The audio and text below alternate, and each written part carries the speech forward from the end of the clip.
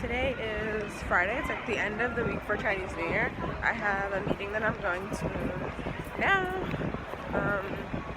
and then I'm off like the rest of the afternoon. So yeah, the weather's like not the best today. It looks like it's gonna rain. But yeah, I'm in Central right now, which is like the main like commerce financial hub. It's like where a lot of the offices are. It's really nice though. So I have my meeting, and then I'm just gonna probably go home, make lunch, chill.